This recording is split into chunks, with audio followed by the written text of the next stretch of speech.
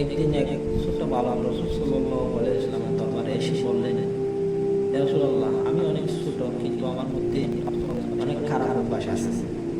আমি মিথ্যা বলি এবং অন্যের জিনিস নিয়ে ফেলি। কীভাবে আমি ঠিক হব?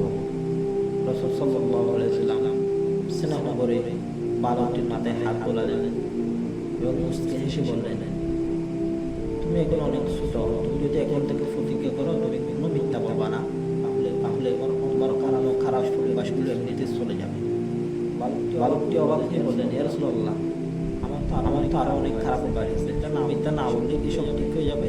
রাসূল সাল্লাল্লাহু আলাইহি ওয়াসাল্লাম বললেন, হ্যাঁ অবশ্যই, মিথ্যা না বলো, তোমার অন্য খারাপ অভ্যাসগুলো এমনিতে চলে যাবে। কারণ মিথ্যা না বললে তুমি খারাপ কাজ করতে পারবে না। অন্য খারাপ কাজ করতে গেলে তোমার একটা বই কাজ করবে। আমি এটাকে মনে করি, আমি মিথ্যা কেমনে বলবো? তখন অন্য কাজগুলো তোমার দ্বারা করা সম্ভব হবে না। তোমার মধ্যে একটা বই চলে আসবে, যার কারণে তুমি অন্য কাজগুলো ছেড়ে দিতে বাধ্য হবো।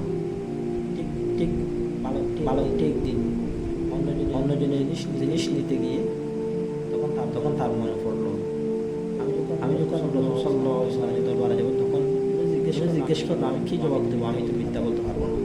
সুতরাং এই জিনিসটা আমি আর নিব না। এইভাবে ওই বালকটি একজন সৎ পরহেজগার মানুষে পরিণত হয়ে উঠলেন। এই হাদিস থেকে আমরা একটা শিক্ষা গ্রহণ করতে পারি, সেটা হচ্ছে মিথ্যা হচ্ছে সব খারাপ কাজের মূল, সত্য হচ্ছে সব ভালো কাজের মূল। মিথ্যা মানুষকে খারাপের দিকে ঠেলে দেয়, আর সত্য মানুষকে মুক্তির পথ দেখায়। মিথ্যা না বললেই সব খারাপ কাজ থেকে বেঁচে থাকা যায়। এটা আমরা একটা শিক্ষা হিসাবে